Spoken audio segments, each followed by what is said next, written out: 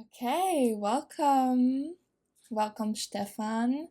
So great that you're here today on the podcast. It's such a pleasure to be working together with you now in Evolutesix. And yeah, we met, or I found you through reading your article, one of your articles on Substack, and I was like so inspired. I was like, wow, this is so cool. I love this perspective that you have. So I'm really grateful that you're here now today to tell us about your experience and your wisdom. And yeah, I'm just gonna give a little introduction of who you are to the listeners. So he was born and raised in Costa Rica and reborn and re-raised in Poland and now lives in Prague.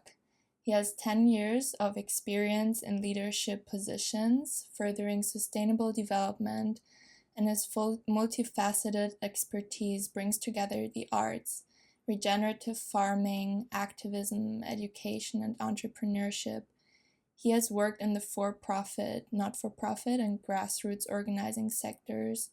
He currently energizes several roles at Evolutesix, namely growth anchor and junior consultant, with the purpose of rebuilding regeneration into the economy to tackle the biggest challenges of our time. Stefan also has his own newsletter, Notes on Solarpunk Economics, where he dives into the economic and mental paradigm shift needed to usher a solarpunk future. Yeah, how are you doing today? I'm coming in super excited for our conversation today. We've already had so many lovely conversations, and I've been looking forward to this for a good while since we started talking. So I'm very happy to be here with you and exploring with you. You're just such a great host and such a great person to talk with. So I'm very honored. Thank you. Oh, thank you so much. I'm also super happy and excited. So I would love to start with a short reading on symbiotic thinking and living and being and what that exactly is.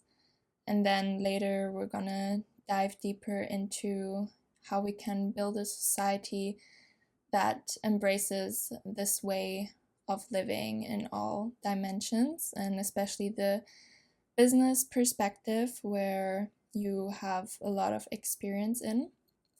So during my research for this podcast, I came across a really, really amazing article called Symbiotic Thinking and Earth System Law, The Earth, Its Subjects, and the Law by Marie-Catherine Pettersmann. And basically the article is about how we can change our legal system and also just in general our frameworks that our society operates in into being more like a living system. And she writes that we may redefine the entire legal cartography or language used to represent and norm the world, establishing new concepts and relationships among them. Symbiosis, from Greek sun, together, and poiesis, production, means collective creation or organization. Symbiosis is a simple word. It means making with. This making with is never limited to humans, since all organisms make ecological living places, altering earth, air, water, thereby producing workable living arrangements whereby each organism changes everyone's world. In 1995, environmental scientist Dempster coined the term symbiosis in contraposition to autopoietic systems to refer to collective producing systems that do not have self-defined spatial or temporal boundaries, which are evolutionary and are characterized by continuing complex relations among system components. This sense of collective making aligns with a theory of symbiogenesis as a life-making process, and this life-making process unfolds through the interactive relating of holobionts, which are an assemblage of a host and the many other species living in or around it, in contrast to the usual interaction of entities made up by pre-existing bounded units like genes, cells, organisms, which always assume separate individual agencies, traditionally exclusive to humans, that would precede each action.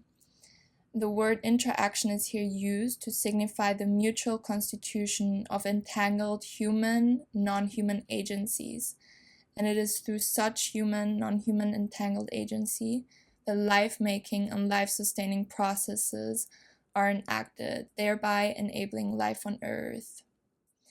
This kind of view bears important consequences on how we conceive of life on Earth and the relations between humans and non-humans that compose it, since holobionts are assemblages or networks between organisms that gave up some of their autonomy over the course of their mutual evolution to combine into different joint organisms.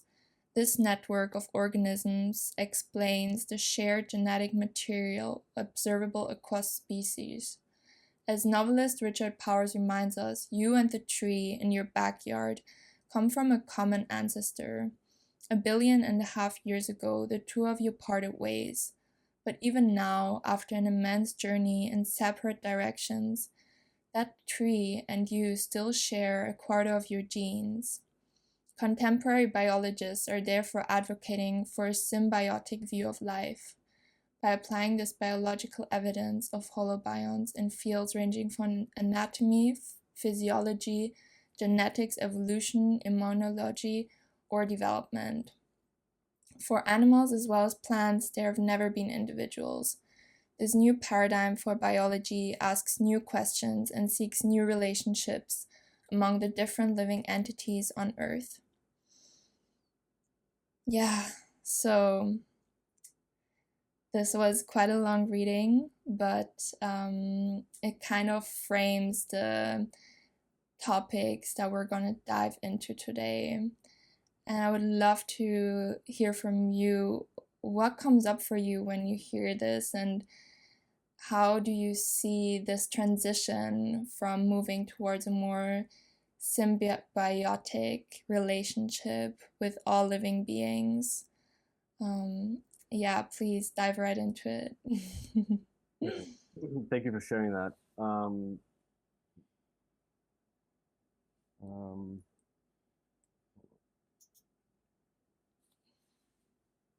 My only caveat with what you just read out is the very end, where you say that, or the article states that this is a new paradigm.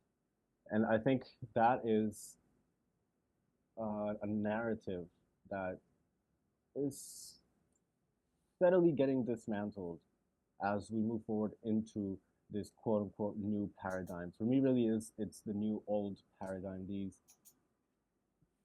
beliefs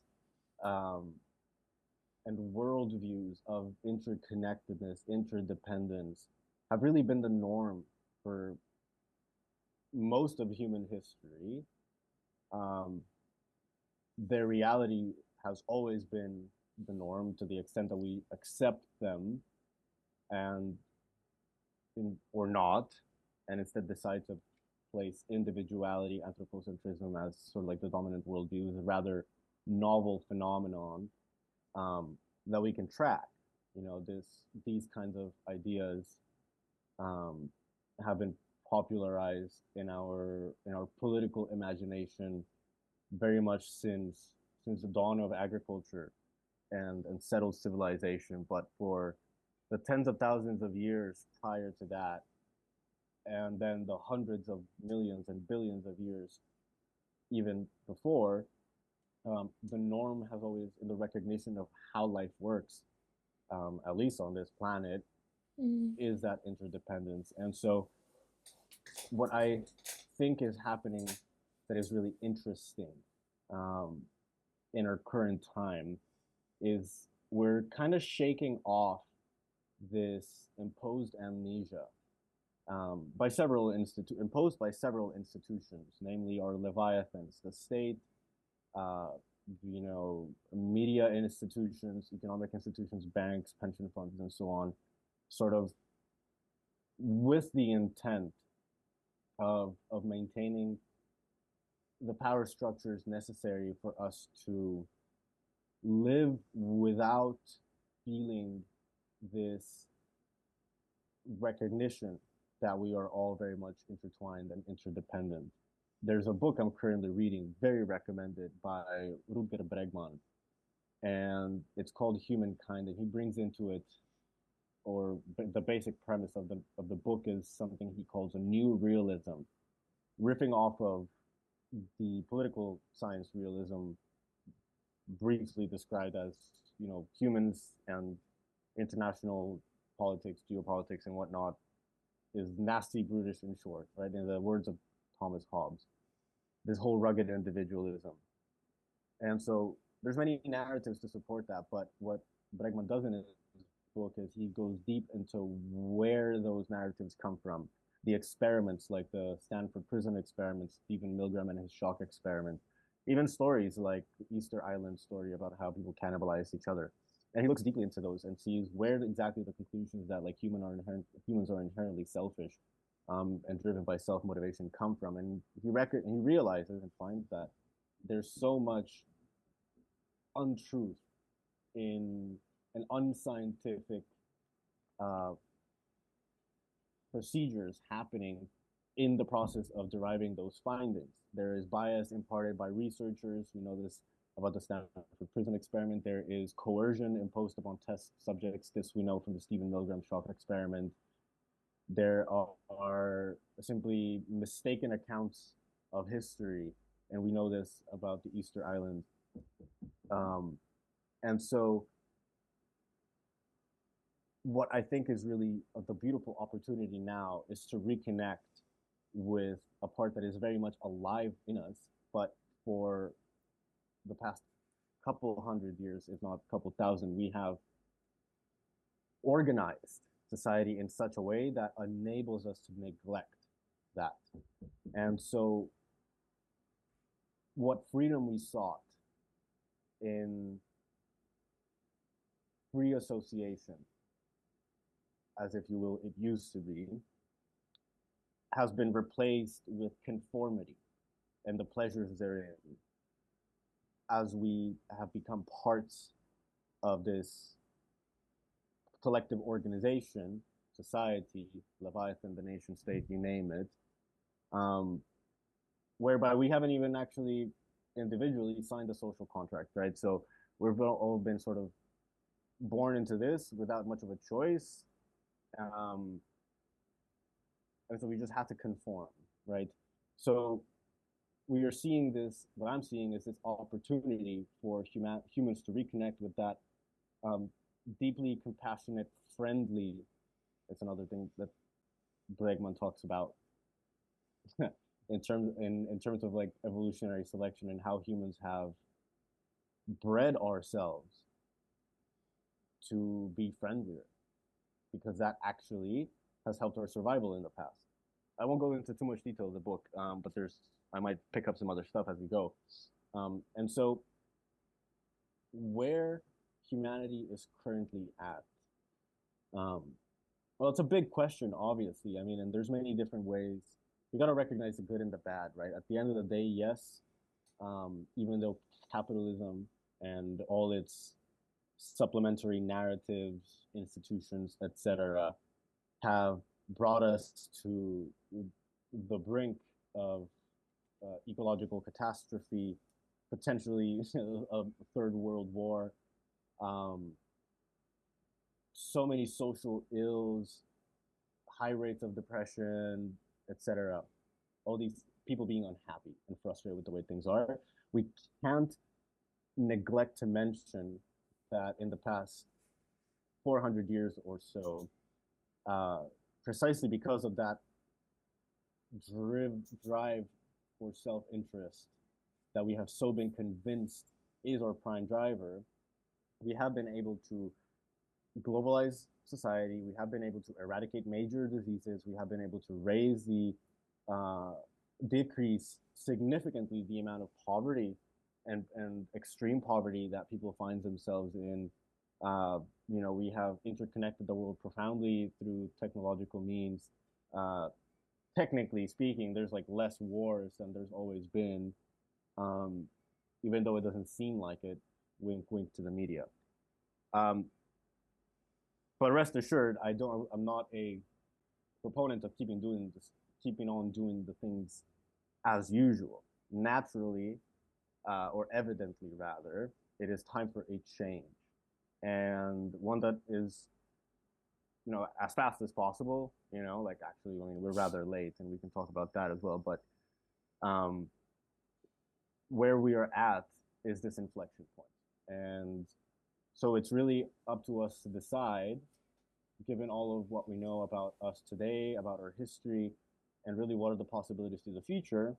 To individually decide where we want to go and why, and then B, to decide collectively, that is to say, to organize ourselves with the structures, the protocols, the governance systems necessary to carry out that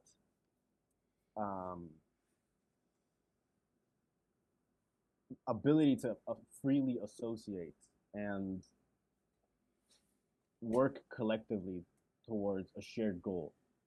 Not so much cooperate in the sense of, I'm gonna ride on your train because I like where you're going, but more in the sense of collaborate, of like, let's build the train tracks together and decide where to go. Very much in line with your thoughts about symbiopoeisis. Part of the reason why we're in the mess that we're in is because the tendency for the past couple of hundreds of years or so has been for the rather minute percentage of folks that can be described as aristocrats or oligarchs have been calling the shots. Sure, through a representative mechanism that we could call democracy, but then we can also talk about the flaws therein, and how some of that intent for representation often goes sour. Thank you.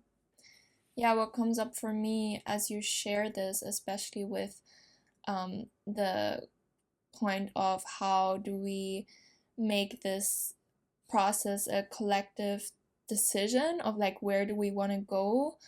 I wonder, how do we frame that? Like, is it gonna be on a local level? Is it gonna be internationally, globally? And I mean, we have all these agendas like Agenda 2030, but is that actually really how we make decisions of like where we want to go? Because in the end, at least that's how I feel at the moment, it's also so much about how I feel within myself, Yeah. and how I see my role within this whole system of interaction, and how much I kind of reclaim my agency and my choice instead of like giving it away. So I find this like an interesting dynamic between what happens within us, but also then on the outside. And I think there's a lot of focus on the external of like, yeah, let's achieve these goals. Yeah, but then is that actually regenerative? I don't think so. Yeah, I would love to hear your thoughts.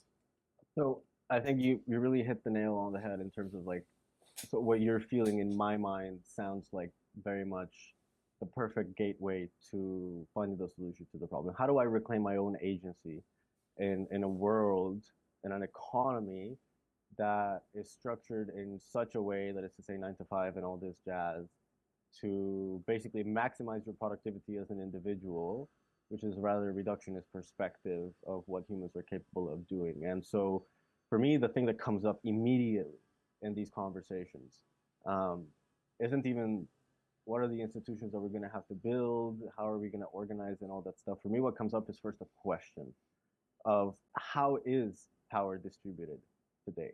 And that leads me to think about a couple of different things. So one is, we've been looking outside for far too long, and certainly the move now, in my opinion, is to look inside.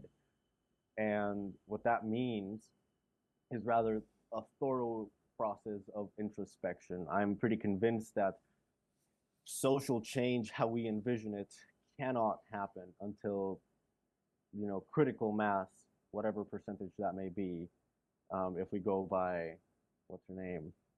I don't remember right now, but the 3.5% rule of social change is could be that. It could be more. We have to do it to like figure it out. Um, but at the end of the so so behavior, right? Introspection leading to behavior. How do I act? What leads me to act the way that I act? What do I believe about the world? What are my assumptions? What are the narratives uh, within me that are leading me to act in certain things? And once again, asking the power structure question there, like, who is making decisions inside of myself? Is it the ego that wants very specific uh, things that are not necessarily in your self-interest, or are we capable of recognizing the power that the ego has? Also, not to paint it, like as a negative thing. Like the ego is there to protect us, and without ego, we can't really live in society uh, quite like we have in the past and continue to do so in the present. But certainly, the question remains internally: to what extent are we capable of seeing through the ego and really understanding what the self, what like pure awareness sort of is guiding us to do. So that deep process of introspection is the first, second, and third step, in my opinion. Without that individual analytical substrate, to me, it seems very difficult to collectively organize in any way. And this we have seen for decades and decades and decades, right? I mean, for us who may broadly consider themselves inhabiting the political spectrum of the left, we know very well how difficult it is to converge in a way that, or I mean, like we all sort of understand that we need a different way of doing things. The issue tends to be converging upon how to carry that out. There's a lot of infighting because of that. And, for us who have gone down the roads of activism or, have some um, social or ecological or whatever cause very deeply tied in with their hearts that they are wanting to pursue, we've probably come across this. It's much easier, obviously much intellectually lazier and immoral, to call yourself a fascist and just say, I hate the Jews, I hate the blacks. Oh, you too? My brother, right? Because then if you're able to band around who you hate, then that tends to sort of, it's easier to organize around that over this is what we love and this is what we want to keep and this is how we want to do it. The question of scale is really important. Um, so as far as I understand, the only reason why we can live in these, million people cities is because there are coercive structures in place to keep order. Now, if we want to give back, if we want to get back to models of social, alternative models of social and economic organization that rely on mostly free association, or able to create the enabling conditions for regenerative, well, I don't like the word regenerative outcomes because it's more really a living systems worldview, but create the enabling conditions for that worldview to be adopted. Then we have to understand where are we in the power structure, and what is the most adjacent and like the biggest lever that we can pull. So if we have a lot of power in our communities and we have done the internal work, then let's start there. If you're the CEO of a bank and you've done your internal work and you're willing to challenge how money flows, basically, right? I mean, you have a fiduciary responsibility at the end of the day, but are you willing to put your job on the line to secure the rest of the world's future? That's up to each own's morality. So what do we need? What do we need, right? So we need to be able to identify the current power structure. We need to be able to go through that process of deep introspection in ourselves to and the ultimate goal of that, if I can put it simply, if you will, is twofold. I'm going to bring a couple of things here. So the first one is something known as a constructal law, which is a law in physics. And it is used to explain the prime driver for evolution. And what it says is that the construct law is basically evolution towards maximizing flow. What flow means is flow of resources, our ability to move resources from one place to another, circulate, if you will, right? And so that's one layer. The other layer is that is relative to how much our ability to increase flow within ourselves is increasing the ability of the systems that we are a part of to increase their own flow, whether that is your company or your community. It depends, but you're always, or even your family, right? Like we're all a part of these systems and they're all nested within each other. So that's one side. The other aspect of it is to not be intellectually rigorous, right? Part of the reason why we can't get organized is because every time we try to do so, somebody's like, but this doesn't work. This has never worked before. So like, let's not be lazy about this. Let's go and look for those examples that have worked and bring them to the fore and weave them into the mainstream narrative and actually be very crystal clear about the fact that examples of free organization, free association, collective decision making, regenerative living systems, worldviews, etc. That new paradigm, that old paradigm that we're calling new, has in fact been there, worked, been very effective for centuries and centuries. And obviously, that in and of itself is trying to bring those narratives to the fore, is in and of itself an act of rebellion, because why? History is written by the victors. So these narratives, which often belong to non-white, non-cis male folks, that is to say, Black, Indigenous people of color, tend to be oppressed systematically. So their history is erased or at least buried. And we can talk about the influence that the Iroquois Confederacy had in founding the United States of America and in founding some of the ideals of democracy, which is history that is obviated and excluded for obvious reasons, right? Because this is tearing away at the legitimacy of the power structure that we are in. On that note, another job that we have is not to throw power structures out the window and not say we're going to all be flatly organized, there's going to be no inequality, there's going to be no leadership, no hierarchy. No, right? Everything exists in a spectrum. And in my opinion, and what in my observations, hierarchies are very real and they are necessary. It's up to us to scrutinize the legitimacy of those hierarchies, right? Because it is natural and it is legitimate that the grass is eaten by the gazelle, that is eaten by the lion, because that is the energy flow that is needed to maintain that food chain and those ecosystems in place, right? So that is needed. We can't try to go and tell the lion, look, it's immoral for you to like hunt the gazelle because the ecosystem falls apart. So it's a necessary hierarchy in this sense. It's not an authoritative hierarchy, right?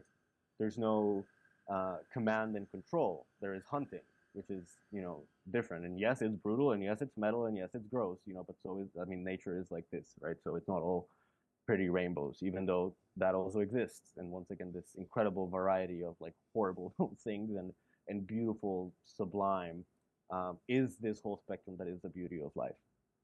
So identifying those power structures, those hierarchies, questioning them, really deeply questioning them, speaking truth to power, which means getting courageous and recognizing that alone, yes, we can't do this, but together is the only way that we can do this. And then recognizing, and I love this particular question, which is, and I guess part of what I have already stated is a bit to the point, which is, what are the mechanisms, elements that are keeping the current system stable in its dysfunction, right? And so let me take it back a little bit here and go back to Bregman's book about humankind, because he talks there about something that he addresses as a mismatch, where our natural inclination, not being in an agrarian society, is this of free association, collective decision making, decency, right? I won't go so far as to say like proper goodness, but I'll at least say decency, is what we have evolved to be like, because that has supported our evolutionary success. But come the melting of the Ice Age, and come settlements, and come agriculture and the agricultural revolution, we settled in a way that we had never lived before. And so therefore, literally our hardware and our software that was made for nomadic living mismatched this new sedentary style of living. So we have to recognize that we can't, and identifying where these mismatches are at, right?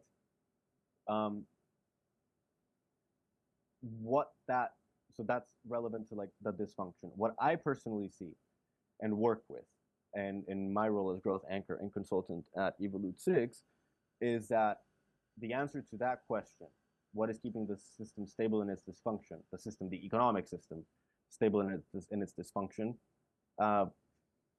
it's a complex answer, but if we boil it down to like one bottom line, it's not even the bottom line. It's not even the profit motive in and of itself. That's a part of it, but it's not even it, in my opinion. I think it's the legal structure of organizations, because whether you are structured as a limited liability company, as a corporation, as a non-governmental organization, as a cooperative, all of these different structures have very mindfully designed power dynamics. That is to say, in a traditional limited liability company, who makes the decisions? The shareholders, right? Who are the shareholders? Either founders or investors. But all the other ecosystem of stakeholders, producers, buyers, consumers, partners, suppliers, nature herself, are completely excluded from these decisions. So inherently, we have at the base of the economy exclusive, that is to say, exclusionary structures, and those are the building blocks of our economy. They're fundamentally exclusive. So we know that nature works through inclusion. Nature thrives off of diversity. This is good for life on Earth. And we also have to like think about, and this is like a difficult thing, because we have to step out a lot of times of our traditional frame of thinking in terms of like short-termism, right? What's good for me in a month, what's good for me in 6 months, what's good for me in 5 months, if we're like really projecting further, and try to step out into another worldview which sees us as like a link in a chain that has been around for 14 billion years. And we're just that link in a chain, right? That is going to keep on going until the universe freezes over, or, you know, basically. And if we blow ourselves up, chances are, I mean, some humans will survive and they'll evolve into whatever they evolve, and other animals and plants will evolve into whatever is necessary to probably survive the radiation, whatever. But when we look at these fundamental economic structures and really question the power dynamics in there, then we're well on our way to building the economic and organizational infrastructure that we need to create the enabling conditions for a regenerative and living systems worldview that impacts not only our inner development as individuals, but our interpersonal development, our entrepreneurial development at the company level, all the way up to like ecosystems of economies. That in a regenerative economy, like we're really deeply interlinking the economy with like the biosphere and biogeochemical conditions on Earth. And this, we can talk about like the multi-capital framework, but at the end of the day, the original capital is nature. Everything that we make comes from nature, right? And everything that we throw away goes back to nature, right? So we have to also reframe our thinking of value and how we account for that, actually. And there's many efforts to do that to much success. Some of them, kind of old school. Some of them are implementing blockchain technologies and so on. Because what we are seeing, and this is one of the big flaws of capitalism, which is ironic because somehow the dominant narrative is we want to extract as much value as possible. And so far, I think they've been successful in extracting, but the problem is when you only focus on extracting value, you don't focus on cultivating value, you don't focus on connecting value, you don't focus on like simply inherent what's the word inherent value. So what capitalism does with its reductionist, even accounting approach, is leave all of these types of values. In some cases they can be translated to money on the table, but it's a rather inefficient system actually. Yeah. Wow, thank you for taking me along on this beautiful ride. We started with the ego, and actually when you said about how our current system is kind of stable in inadequacy, I connected it to the ego state as well, because we're like kind of stuck in this inadequate way of being, whereas from an evolutionary perspective, we actually want, or something within us longs to be in flow, to be in complete flow. But for that, we need to surrender. We need to let go of past versions of ourselves. We need to decompose, who we are, our thoughts, the way we are, so that we can actually move forward into a more holistic resonance with life itself. But that can be quite scary, not just for individuals but also for whole societies. So I find that really interesting, because I definitely notice it in myself, especially now as we move towards a more fragile and uncertain future. I'm like, who am I going to become? What will I be? What will I do? And just today, I did this visualization practice where I was just like, I'm just gonna let go in every moment from now on of all the past versions of myself, even the one that I was just like 1 minute ago, and what happens then? What happens in that space? So I just found that connection pretty interesting to like our own ego, and then the ego we find on a more like, I guess, societal, economical level. And I would love to know more about the work that you do in Evolutesix and as a growth anchor.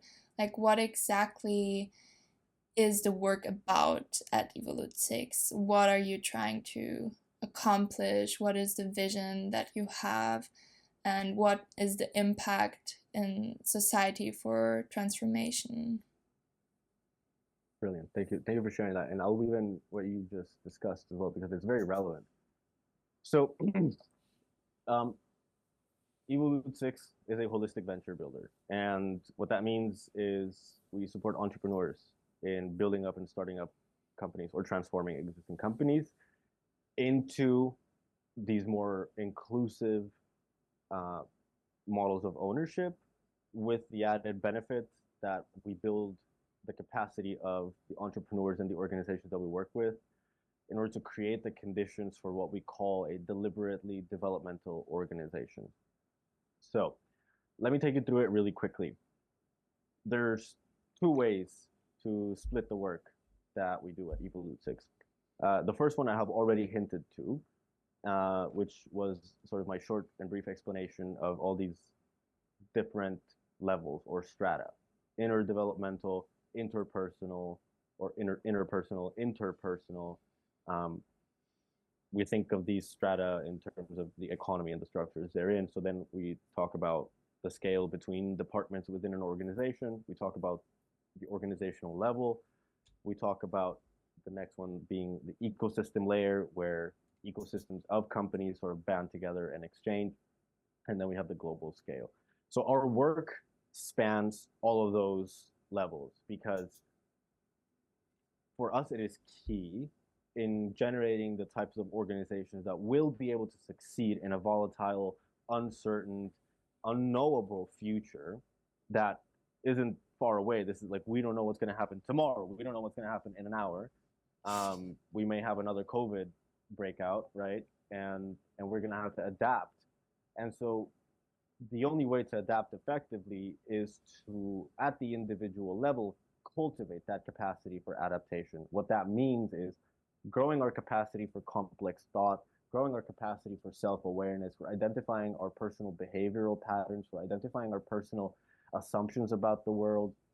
So we take entrepreneurs and our clients through this process called the Adaptive Way Dojo. And the Adaptive Way Dojo is a very robust methodology that we have built in off of the work of many very important business psychologists, neuroscientists, Lisa Leahy, Robert Keegan, Marshall Rosenberg would just be some of the ones that I can name, where we sit down in a safe space, which is not so safe at the end. I mean, it is safe, but like it's always risky to share your vulnerability, so that's why it's not exactly a safe space. But people hold you well in that space, and they don't judge, we don't judge.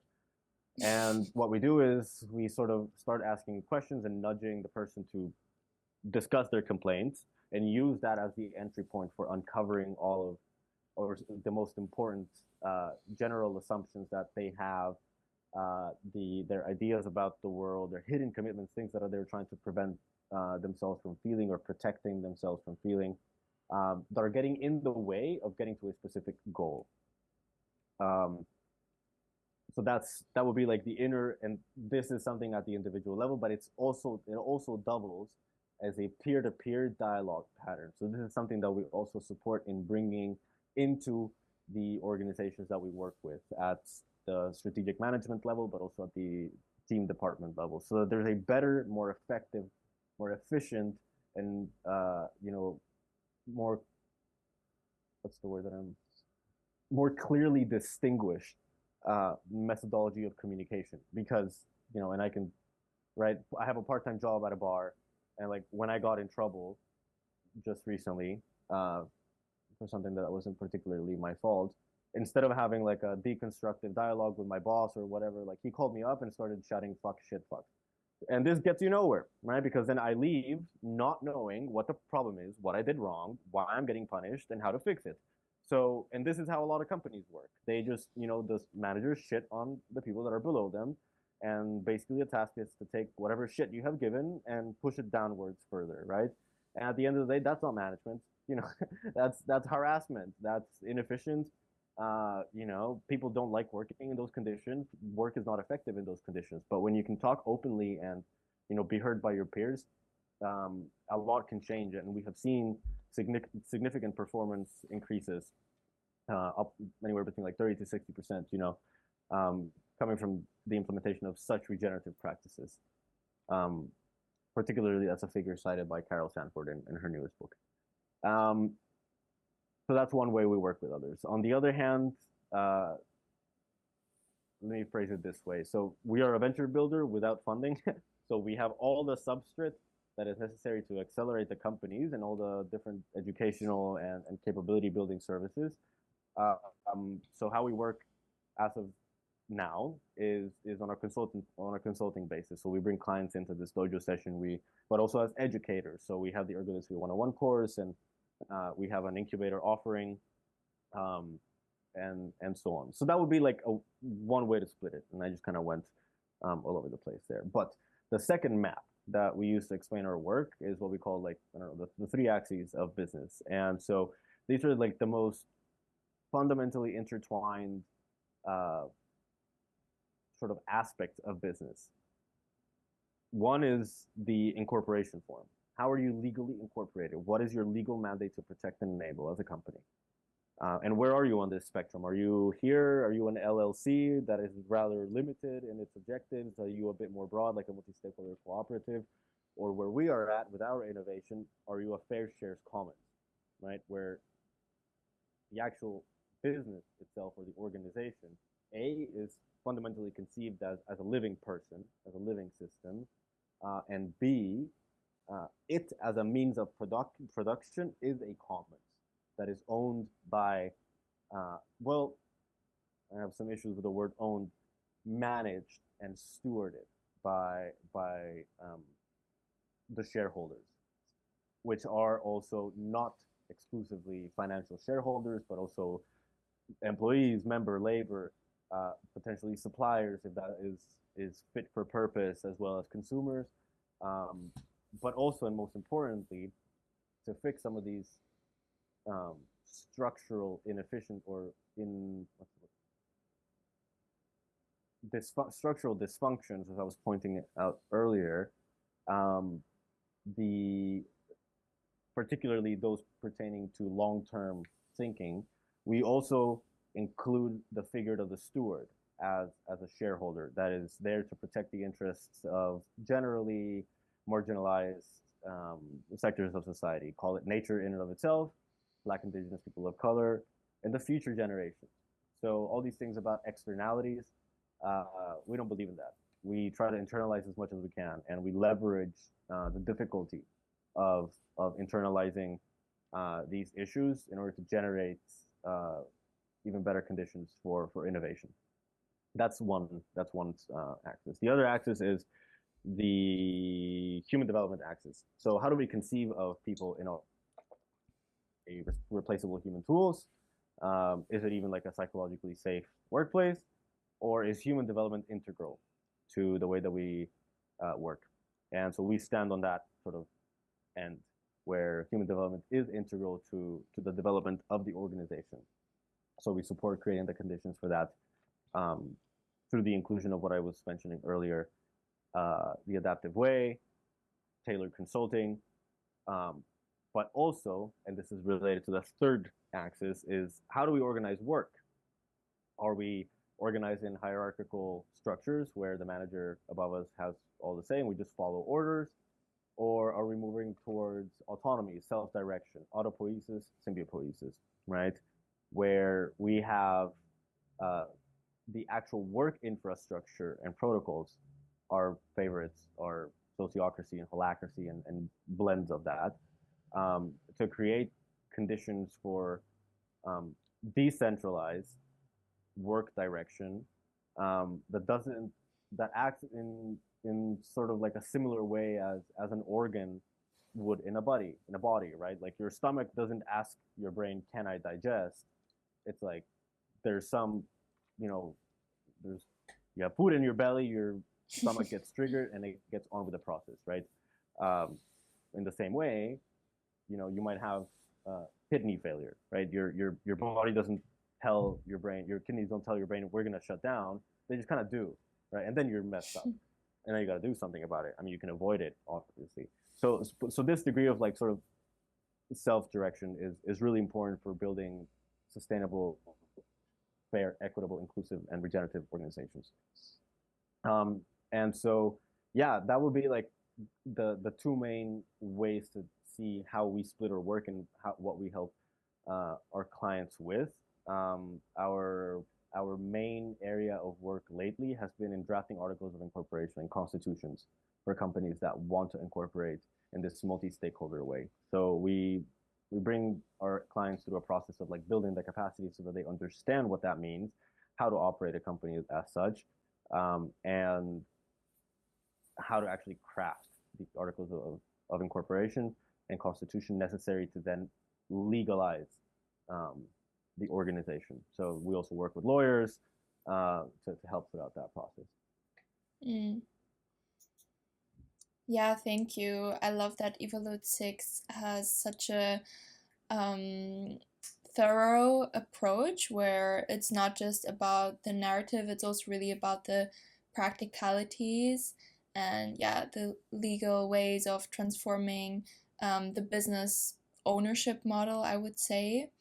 And yeah, how would you say is like the trajectory into the future of where you are now and what is possible, let's say 10, 20 years from now, of how the business landscape might change, and with that also the whole narrative of how we do business on a like local but also international scale, and what exactly is the or what exactly are the leverage points there, and where do you find Evolutesix within that? Yeah, it's a brilliant question. And it's a tough one as well. First of all, given so much uncertainty. But when we speak about how we envision ourselves, The goal is to, in the next 10 or 15 years, have over $1 billion in assets under management, have trained or started up at least 1,000 startups that are incorporated and work in the ways that I have just described: decentralized, deliberately developmental organizations, fair shares, commons, all those buzzwords. And having trained, upwards of like 10,000 entrepreneurs in this way. And so what we really want to do here is very much in the spirit of Buckminster Fuller's "if you can't change the system, make something that makes the old one obsolete."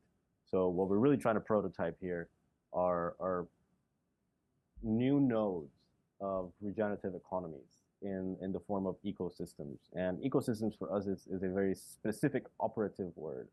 It's not just a fad, because we distinguish particularly between portfolios and ecosystems, where portfolios tend to have siloed investments. You just kind of pick whatever can help your portfolio generate higher returns. So there's that almost exclusive profit motive. If you're smart, then you also select for inter-business synergies within your portfolio, and you try to promote them. This is even easier for like interoperable tech. But if you have several businesses within one supply chain, where one is a mining company and the other one is a metals refining, it's good business to choose them. But also that leads to certain exposure, right? Because if something happens to the mining sector and your entire portfolio is mining, then you're kind of screwed. Now, what we believe in is a bit different from that.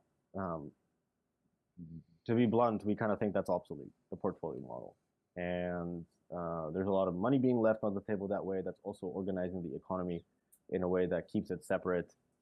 So for us, ecosystems is basically a portfolio of companies that is sector agnostic. And that for us is really important, because as much diversity as possible gives you the ability, the anti-fragility to bounce back from unpredictable crises, call them COVID. I mean, if you had Boeing and Zoom in one single business ecosystem, and here's why it's an ecosystem, not a portfolio, because they're interconnected in their governance rights and their wealth sharing. So there's a capital pool. Maybe it's costs that are pooled. Maybe it's working capital that is pooled.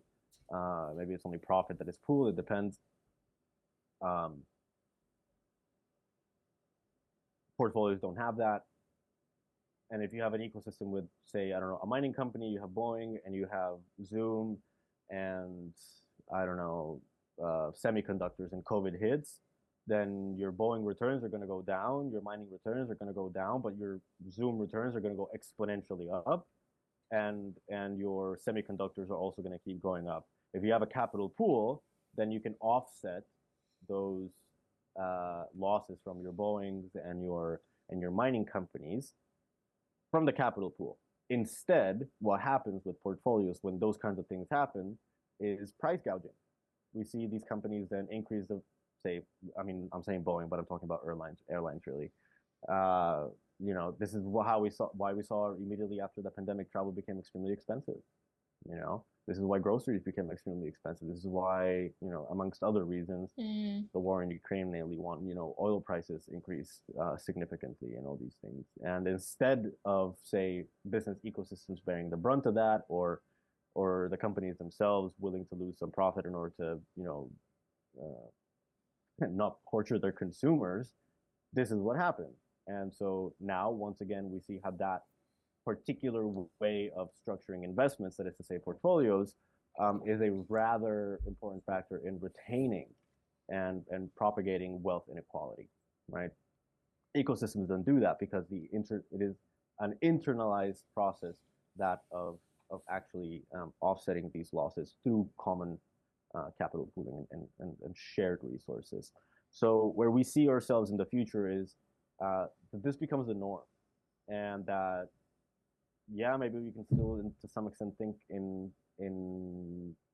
portfolios.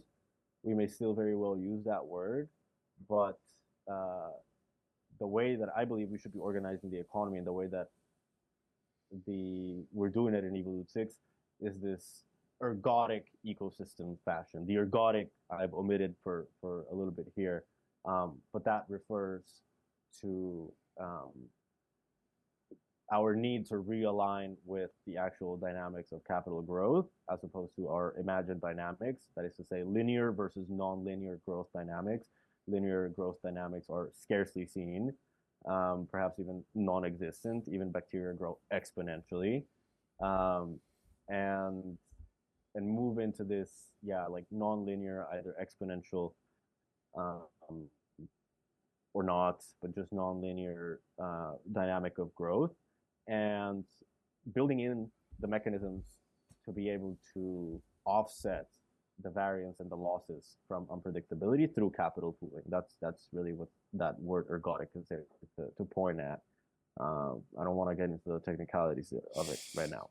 And so because Evolutesix is incorporated as a holding company, our idea is to manage a fair bit of those ecosystems. And most importantly, our intent really isn't for us to like monopolize the way that we do these companies, but to provide with to all of these entrepreneurs and investors and whatnot that will want what we have to offer with the capacity to do it themselves. So we don't want to create dependencies. What we do want to create is interdependence, but not dependencies.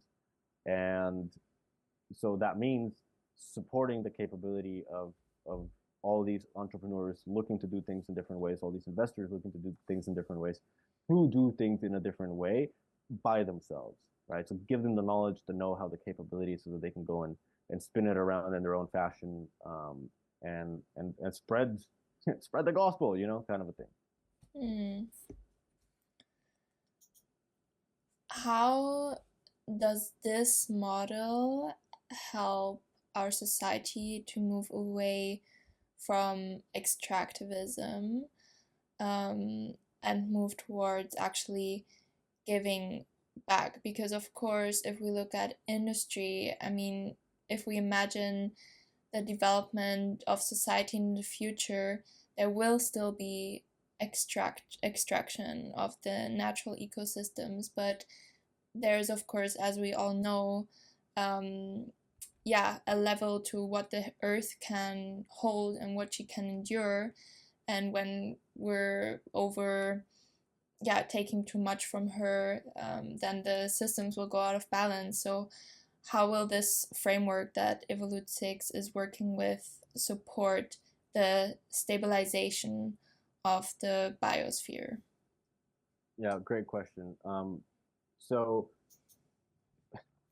what you commented on earlier in terms of like it being a comprehensive offering, that's true, and it may sometimes come off as confusing, but that's also because the problems that we're trying to solve are so complex. And so just to answer your question with even more clarity, which I appreciate you asking that specific question. So on the one hand, when we talk about sustainability in the Fair Shares Commons framework, we talk about context-based sustainability.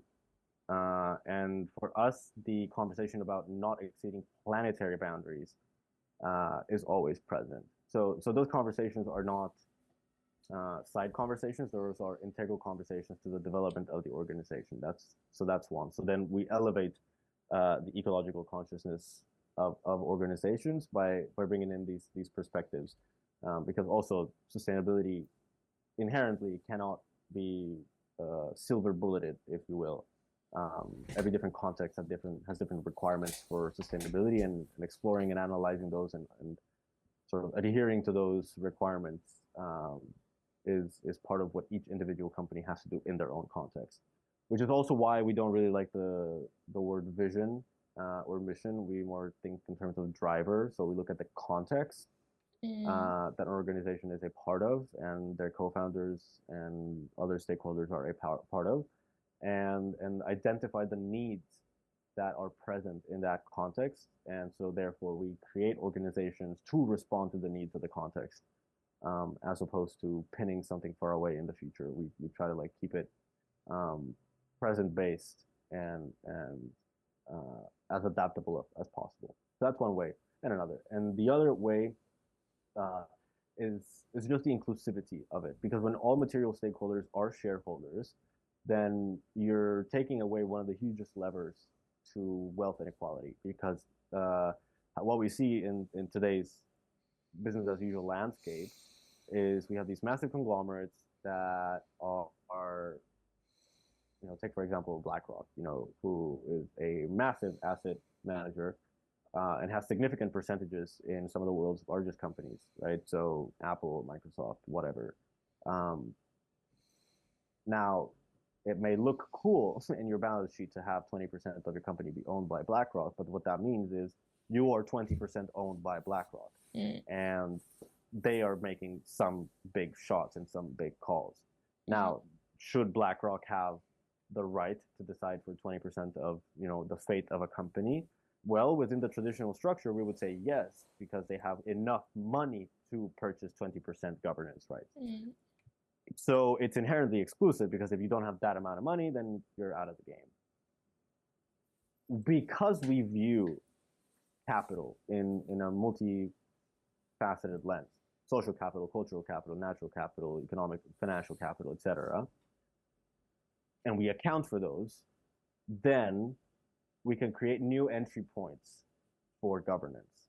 And so that means that stakeholders, such as potentially nature herself, who doesn't have any financial capital to offer, but does have the land that your business is on to offer, to use that as the buy-in for shareholdership, right?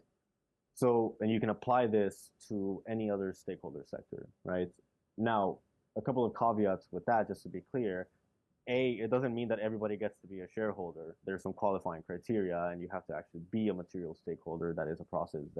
And you being a material considered a material stakeholder is the product of a process of scoping your ecosystem of stakeholders, interviewing them, understanding more about their own individual context. So with that kind of a mechanism, we're breaching the gaps the business as usual tends to widen. And it also doesn't mean that everybody's making decisions all the time, right? This is for the board of directors. This is for like the highest level of governance for the company.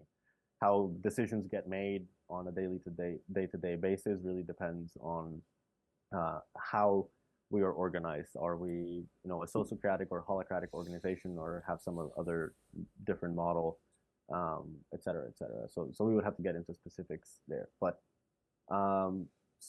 Okay. It also helps us get in the mindset of like bringing to light the power dynamics, because this is often something that doesn't get spoken about with enough clarity and transparency, which also, includes a conversation about financial transparency. And because it's a commons, right, then it means that information is freely available. And that means that financial information is freely available, right? So, and I've had experiences in my past where I have broken up with my co-founders because there was no financial transparency. How many of the listeners might have found themselves in that same situation, right? So this wouldn't happen in a fair share commons, because all of that is transparently managed.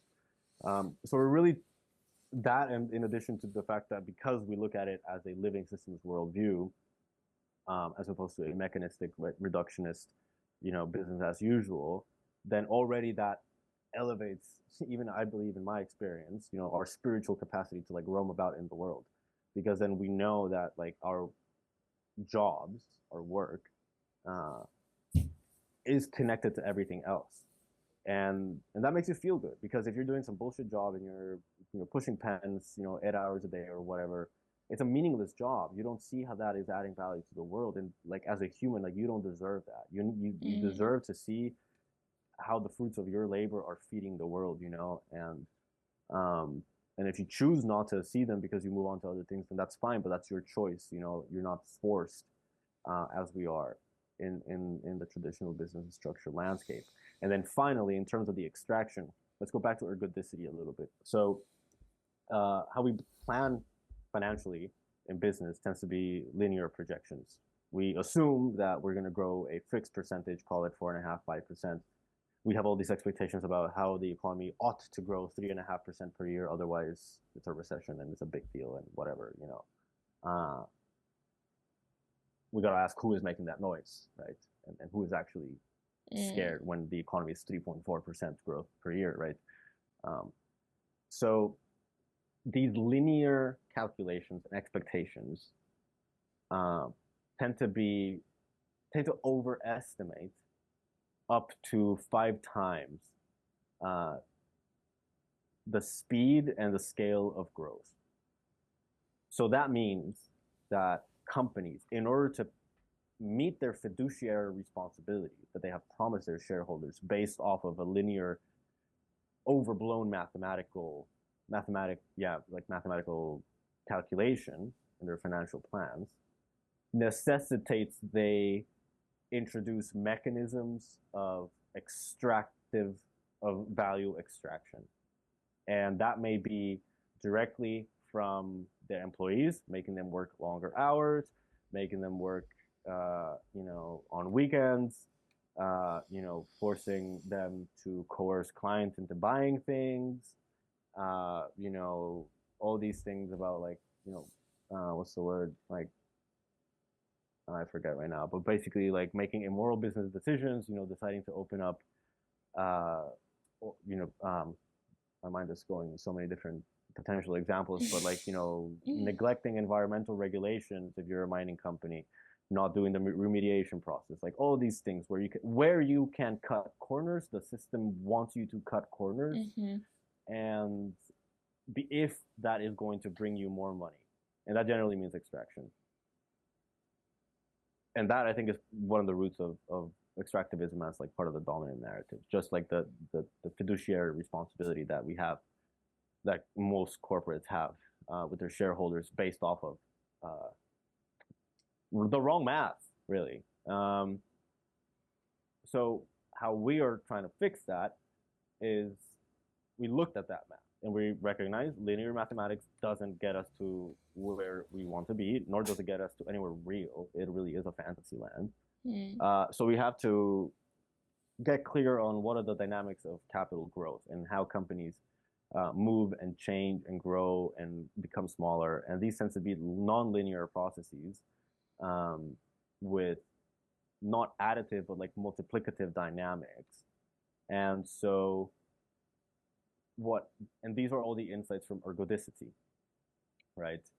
To give you a definition, ergodicity is when a system is ergodic when the average value of its time series is equal to its ensemble average value.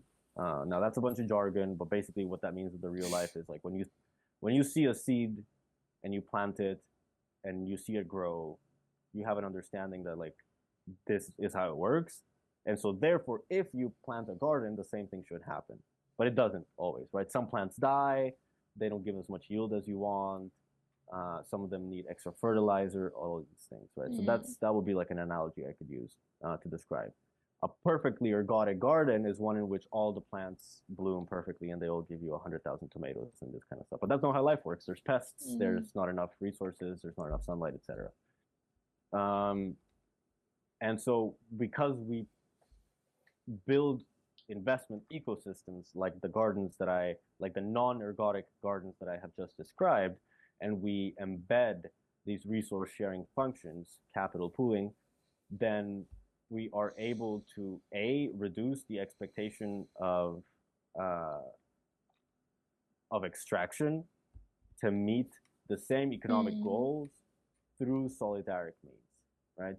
So instead of coercing people in order to meet those targets, financial targets, we say, let's share, right? Let's share a little bit. You don't even have to share your entire company. You might want to share 1% of your profit, and that's going to take away all that pressure from needing to drill down into your company, your employee, your managers, etc. To like pull themselves up their bootstraps and like get working hard and whatever. And like you see this in so many, we see this in media, but like the fact that, for example, like all these Wall Street jobs, for example, are like people are always high on cocaine because they have to like think very fast and calculate really fast. But like that's messed up. Like if you have to be high to like do your job, that's not okay, and that somehow has been normalized in our system and even become a sign of success, right? A desirable trait. We make movies out of that. We have very big celebrities playing that, and it becomes an inspiration for all of us. So then, we also there see how extractive business models have an effect on culture, that has an effect on actual behavior in people. So like what kinds of movies would they make about Fair Share Commons and like a solar punk future, right? And that's something that I'm very personally interested in, because there is not enough of these stories out there. So we don't have these examples, like not even in movies.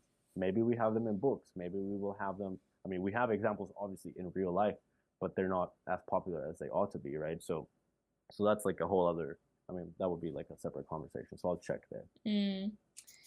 Yeah, thank you. Before we're gonna do a 180 turn into the Solarpunk direction, I just want to add that the image that I get is really of the weaving relationships, which is really what Evolutesix is, I think, doing really well on all these different dimensions. So the relationship we have with ourselves, the relationship we have with the team, the relationship we have with the company as a whole, and then the relationship the company has with the other stakeholders and with, Earth as a living being itself. And I think with moving away from seeing capital as solely, profit, looking at all these different dimensions of what capital actually is, and changing the notion of what value is, and what is valuable to us, and that it's not just about money, that there's so many different things that are valuable. I mean, it's kind of like turning our attention again to the care towards everything we use and everything we interact with. And this is then, kind of the whole cycle of the way we produce, the way we use, and also the way we recycle things. And I would love to share just a little story of a man I met when I was in Kenya, and he grew up in a waste picking site in Kenya, and he did not have any education. His name is Solomon. He taught himself how to do business, how to sing, how to basically be an artist of life, so that he can share the story of the waste pickers and how horrible their living conditions are. And they're really seen as on the bottom of the chain, and they don't get fair prices at all for the valuable materials that they pick from the dump sites, like metals, plastics, other recyclables. And what they're doing now is to really form a collective of waste pickers, so that they can demand better prices, so that they can protect the workers' rights, so that they can buy the appropriate gear for them to work without having to fear actual death or like serious injury, because it's really dangerous on these dump sites. And the city, they just dump everything there, and it's like, I throw something in the bin and I'm like, oh yeah, it's gonna go away. It's not gonna go away. It's still here.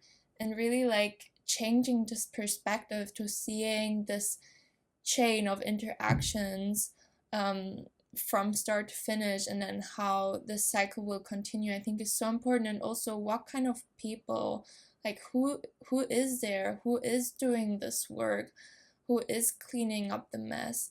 I think it's so important to find again this sense of aliveness, to not see the other, like, or people on the other side of the world as like some form of objects, or just this image of this is the image, for example, we get of like African countries as being extremely poor. It's actually very humiliating and not dignifying, and it's not fair to see people as just that, as suffering beings. So I really find it very important to change the way we value each other, the way we value nature, and as you said, to create new stories that emphasize that, and so that we can actually embody this way of being. and this way of thinking. So yeah, I think this is a good moment to turn to your work within the Solarpunk movement and how this is shaping the way people might see what is possible in the future. Yeah, please. Brilliant. Yeah, and before I get into that, I would love to comment on what you just said, because Mm. that so every individual economist thinks they're right and everybody else is wrong. And in the history of economics, we've seen that on the question of value, the answer comes from many different places. So first we had like Adam Smith saying, oh, it comes from the land. He's not wrong. Then Marx was like, no, it comes from labor. He's not wrong either. And then we had some of these neoliberals, I think maybe Friedman, Milton, he was like, no, it's subjective, right? And so we built separate economic theories for each one of those and separate ways of projecting and predicting the future. But the problem is they're all right. So what we need is an integral theory of value that is able to account for what in some alternative circles we would call like true cost accounting. And what we see is that with your example, despite the fact that we know that labor comes from the land, the people, and their subjective value, and perhaps there's even more, these are the ones that I can't remember. Somehow this doesn't apply to Africa. Somehow this doesn't apply to Latin America. Somehow this doesn't apply to Southeast Asia. And their land is not as valuable, and their people are not as valuable, and what they want is not as valuable. So we can just do what? Gouge, right? So this is part of the unfairness and injustice that capitalism as a social order, particularly when I use the word capitalism, I really want like to come through that what I'm really trying to point at is the social order of capitalism that has its own economic prerogatives. And so the way out of this, in my personal opinion, uh, is none other than Solarpunk and mycopunk and like all these other like, but at the end of the day, it's not biopunk, it's not this cyberpunk, it's not steampunk. So what's the difference between all those? The ones that I just mentioned, cyberpunk, biopunk, steampunk, etc., all this stuff, tend to have a technocratic and techno-optimistic view of the world where they think that society will be fixed by technology exclusively. But the problem is that within those narratives, capitalism isn't really questioned. So what we see is these alternative futures, or these futures are taking us towards like a transhumanist, corporate,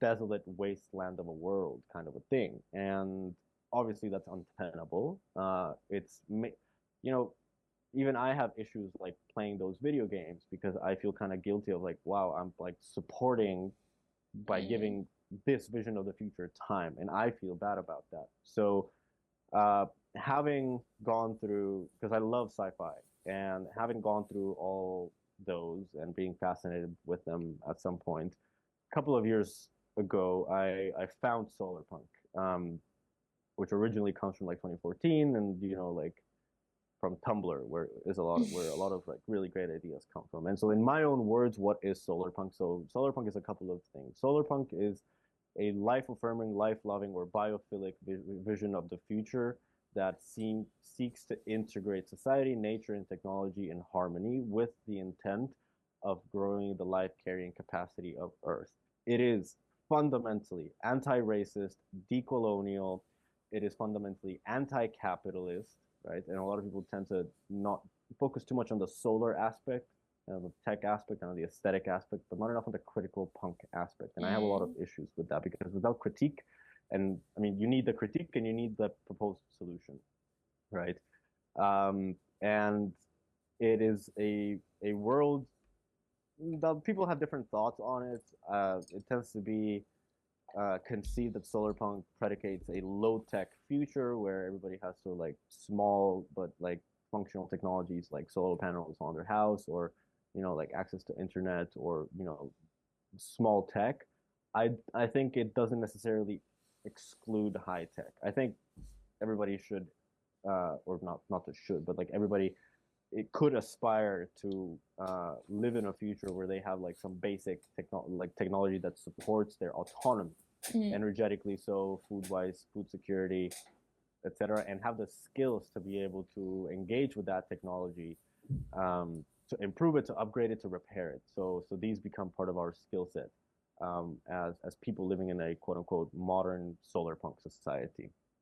Um, on the other hand, though, there in my perception of solar punk, there's a big question about scale. So yes, like globalization is still possible, but I would not see in a solar punk world the like monopoly conglomerates. I think part of the big intent of solar punk is to decentralize not only economic power but political and social power as well, which means that we need to rethink our supply chains and we need to really uh, change our economies and our consumption habits to be in alignment with the natural cycles of Earth.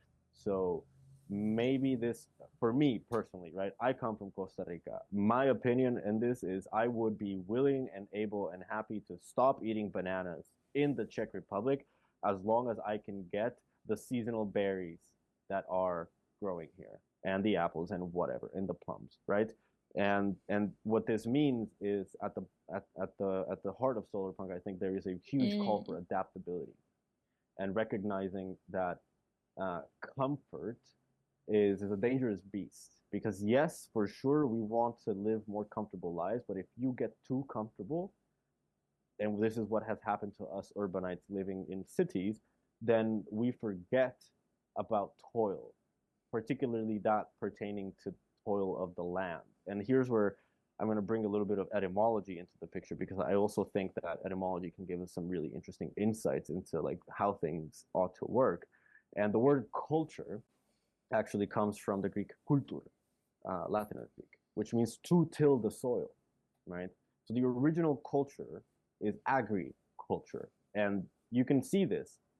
I mean, imagine when we were beginning to become an agrarian society, people would go out to the fields and chat and have a time and socialize and like come up with songs and come up with rituals. So like culture comes from this shared work of the land. And you know, that has changed a lot since, but it hasn't stopped being true, right? And if we want to take a more modern example, we can look at slavery and cotton pickers in America who came up with jazz and came up with like, you know, gospel and these things that completely change our cultural world, right? And they came from hard work with the land. And I think that's important to highlight, because yes, we are comfortable living in society, but at the end of the day, we're also we also come from the land, right? And that is like what our evolution has brought us forth from. And those things are still true and real. This is why when you go barefoot walking in the forest, you feel better. This is why when you're alone in the forest and you just hear the birds and you have no music, like you feel lighter. Like nature has a real impact on us. Like, so what I'm trying to do with my work in the newsletter on Notes in Solarpunk Economics is to explore what is the economic infrastructure that needs to be put into place in order to create the enabling conditions for this harmonious integration of society, nature, and technology in a biophilic, life-loving, life-affirming future. So there I talk a little bit about my work at Evolutesix, because I see it very much aligned and towards the direction of a solarpunk future. I talk a little bit about other projects that I see are setting the ground. I talk a little bit about the critiques of capitalism. I talk a little bit about sort of like just like my personal feelings and opinions. You know, I like music, and I love reggae. I put out recently a piece sort of like riffing off of the Real Situation by Bob Marley, and sort of like trying to tie that into the solarpunk narrative.